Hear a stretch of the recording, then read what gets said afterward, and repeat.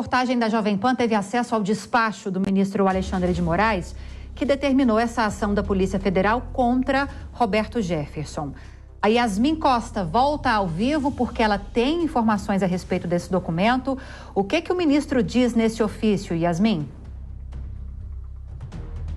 Vamos lá, Lívia. A gente teve acesso há pouco a esse documento do ministro Alexandre de Moraes, que inclusive foi enviado ontem, esse mandato de prisão contra o ex-deputado Roberto Jefferson. Moraes enviou ontem, no finalzinho do dia, para a Polícia Federal, que cumpriu hoje, como a gente está acompanhando aqui na programação da Jovem Pan.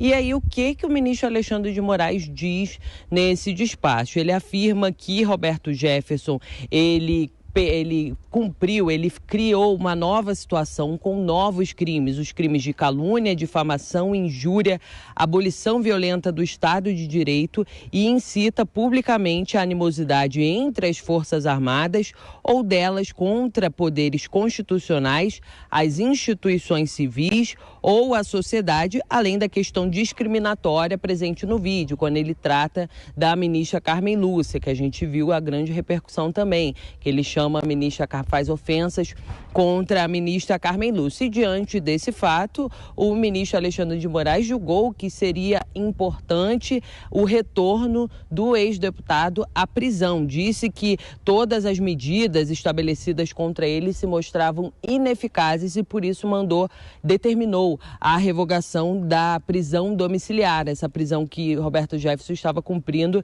em casa. Além disso, nessa decisão do ministro Alexandre de Moraes, o ex-deputado Roberto Jefferson, ele fica proibido de conceder qualquer entrevista ou receber qualquer visita no estabelecimento prisional, salvo mediante prévia autorização judicial por este Supremo Tribunal Federal, ou seja, para receber uma visita, o Roberto Jefferson na prisão, ele vai precisar da autorização do Supremo Tribunal Federal. Inclusive, o ministro deixou claro, no que diz respeito a líderes religiosos, familiares e também advogados. Além disso, essa determinação do ministro Alexandre de Moraes determina a busca e apreensão de objetos, bens, além de todos os celulares, computadores, tablets e qualquer outro dispositivo eletrônico em todos os endereços residenciais e profissionais de Roberto Jefferson.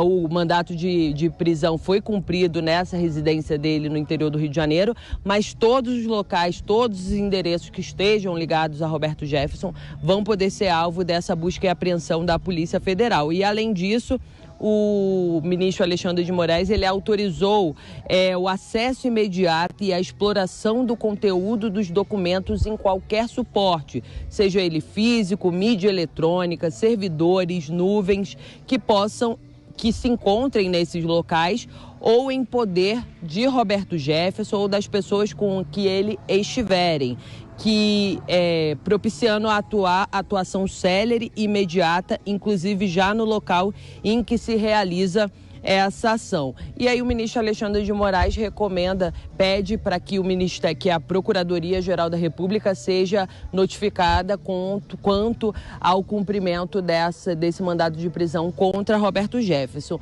Uma informação agora de momento, Lívia, a gente recebeu uma nota da Polícia Federal a respeito de todo esse ocorrido na residência de Roberto Jefferson, e a Polícia Federal disse o seguinte, que durante essa diligência contra o ex-deputado federal, ele reagiu realmente, e a polícia diz o seguinte: na ação, 2 policiais foram feridos com estilhaços de granada que foram arremessados por Roberto Jefferson de dentro da residência dele, e esses 2 policiais eles foram levados imediatamente para o hospital. E após o atendimento, todos os 2 foram liberados e passam bem. E a equipe da Polícia Federal disse também nessa nota, finaliza a nota dizendo que toda a equipe da PF foi reforçada no local onde está sendo cumprido esse mandado de prisão contra Roberto Jefferson, e deixa claro aqui nessa nota que só vai sair do local quando cumprir esse mandato. E a gente lembra, Roberto Jefferson já deixou claro também, através de informações que a equipe da Jovem Pan conseguiu no local, que ele só vai se entregar após o ministro da Defesa, Anderson Torres, chegar ao local da casa dele. O presidente Jair Bolsonaro já recomendou que o ministro da Defesa se encaminhe até o local e, pelo menos por enquanto, a gente não tem informações se o ministro já foi até esse local, mas a gente segue acompanhando por aqui e a Polícia Federal continua no local também. Lívia. Obrigada pelas informações. Yasmin Costa, qualquer novidade, por favor, é só nos acionar.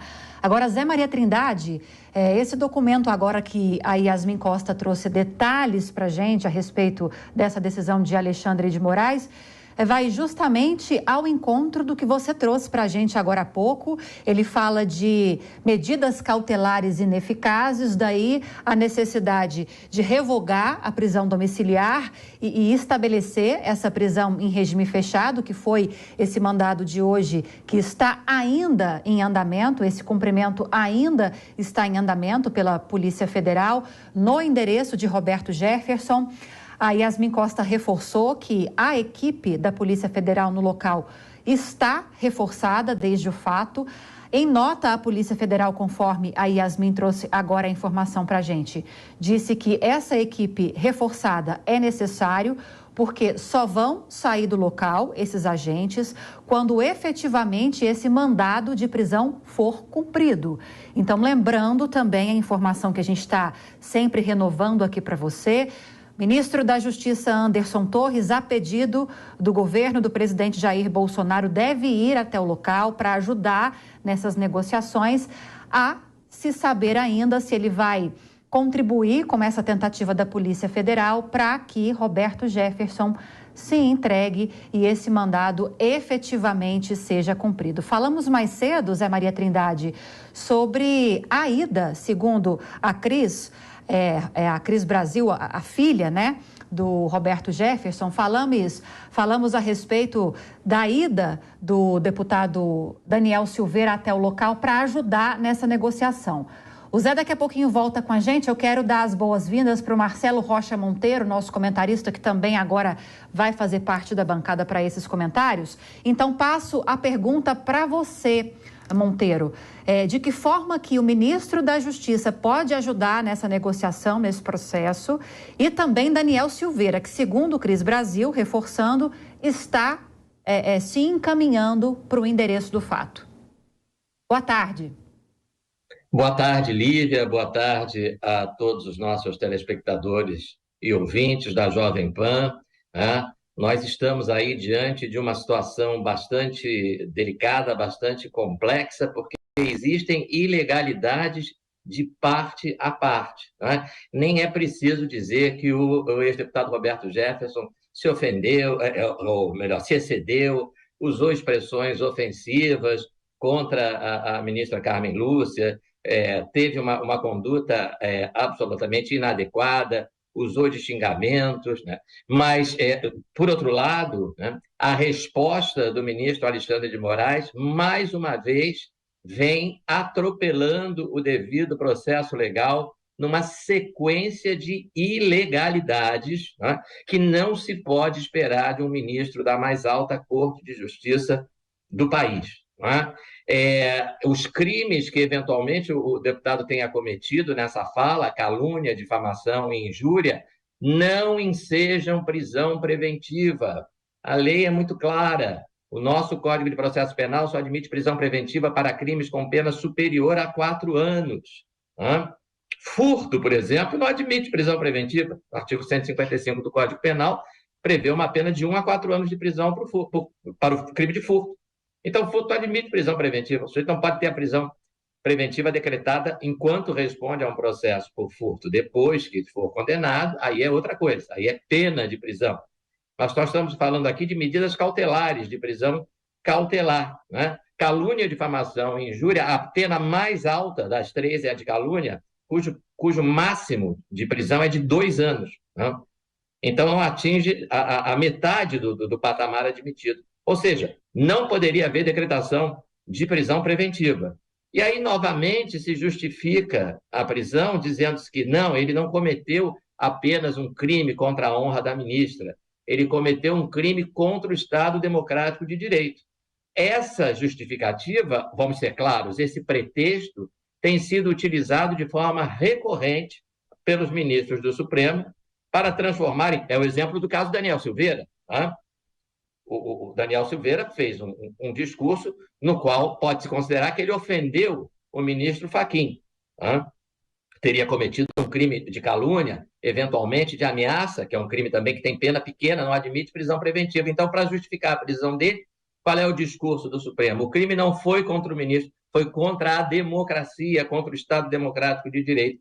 Vejam que, nesse caso, essa desculpa, que já é bastante esfarrapada, confundir-se a pessoa de um ministro com a democracia, falar mal de um ministro significa atacar a democracia. Por que falar mal do presidente da República não significa atacar a democracia?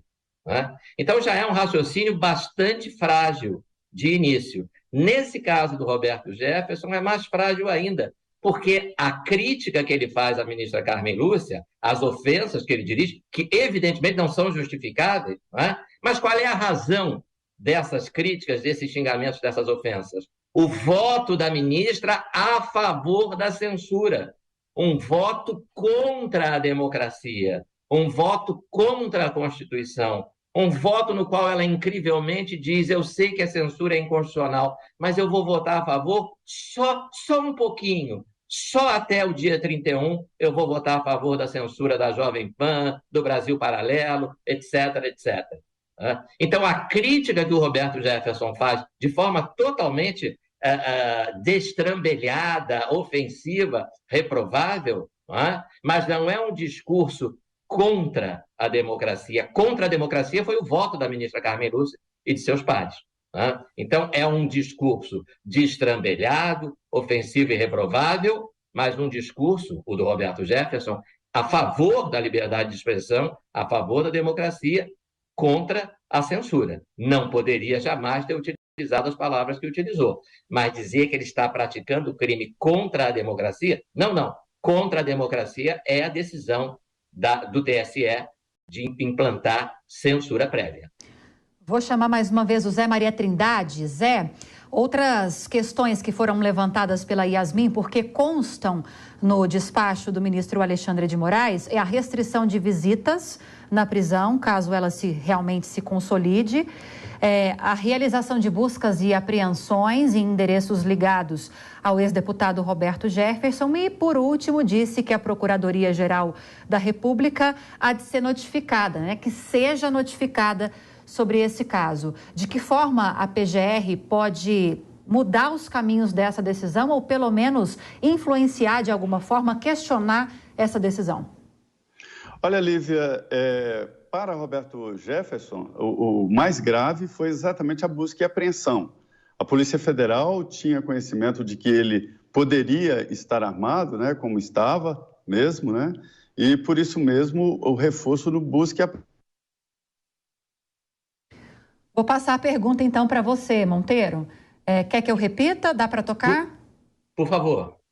Questionei o Zé Maria Trindade a respeito de outros pontos que estão também nessa decisão de ministro Alexandre de Moraes, que é sobre restrição a visitas na prisão, assim que essa determinação for consolidada, se ela realmente for consolidada, e a realização de buscas e apreensões em endereços ligados ao ex-deputado Roberto Jefferson também, e disse que a PGR vai ser notificada sobre esse caso. De que forma vai ser essa atuação da PGR? Qual vai ser a participação da PGR nesse caso mediante isso? Olha, o retrospecto nos mostra que o ministro Alexandre de Moraes considera o Ministério Público um apêndice perfeitamente dispensável, Ele profere as suas decisões ao arrepio do Ministério Público, muitas vezes sem a provocação do Ministério Público. Ele instaura inquéritos por iniciativa própria, ele decreta prisões, como no caso do Daniel Silveira, por iniciativa própria, e ele viola, assim como o próprio Ministério Público já reconheceu, o sistema acusatório. O sistema acusatório é aquele em que o juiz é neutro, o processo é um triângulo. Num vértice está o acusador, que é o Ministério Público, o autor. No outro está o réu, o acusado. E o juiz está equidistante dos dois e não toma nenhuma iniciativa, nem a favor de um, nem a favor de outro, nem contra um, nem contra outro, a não ser que seja provocado. A não ser que o autor vá até o juiz e diga: eu preciso que o senhor autorize a prisão do réu. A não ser que o réu vá até o juiz e diga: eu preciso que o senhor revogue a minha prisão porque ela é ilegal. e o juiz, de forma serena e imparcial, vai aí exercendo a sua jurisdição. É nisso que repousa a autoridade do juiz, né? Na sua neutralidade. E a inércia do Poder Judiciário, que é o nome que a gente dá a isso em direito, o Poder Judiciário é inerte, só age se for provocado, essa inércia é exatamente para garantir a neutralidade do juiz.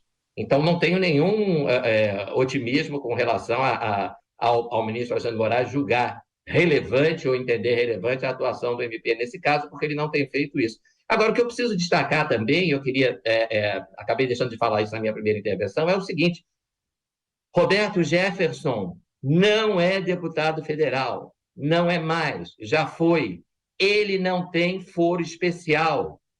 Se ele comete uma calúnia, uma difamação, uma injúria, qualquer que seja o crime, não cabe ao Supremo, e sim a um juiz de primeira instância do local onde o crime foi cometido, tomar qualquer medida contra ele, se provocado. Todos esses atos realizados pelo ministro Alexandre de Moraes, decretação de prisão, busca e apreensão, tudo isso, né, é feito ao arrepio da Constituição, né, que diz que o Supremo tem competência para processar e julgar originariamente quem tem foro especial, foro privilegiado, como o leigo costuma chamar. Né? Deputado federal tem, ex-deputado federal não tem. Né? Então, nesse momento, né, não tem amparo na lei nenhuma dessas medidas tomadas pelo ministro Alexandre de Moraes, sem entrar no mérito, porque de antemão já se vê o quê? Estão sendo tomadas por uma autoridade que não tem competência para isso. Isso é muito grave. Tá? Ninguém será preso, diz a Constituição, senão por ordem escrita e fundamentada da autoridade judiciária competente. Está lá no artigo 5º da Constituição. Tá? Será que, se ficar constatado que o Roberto Jefferson teria tentado matar um policial, essa tentativa de homicídio vai ser julgada pelo ministro Alexandre de Moraes? Tentativa de homicídio é crime da competência do tribunal do júri. Tá? Se você pratica um homicídio ou uma tentativa, você só pode ser julgado pelo tribunal do júri. Tá? Isso está na Constituição. Tá? Será que até esse limite de competência vai ser ultrapassado pelo Supremo Tribunal Federal? A conferir, né, Monteiro?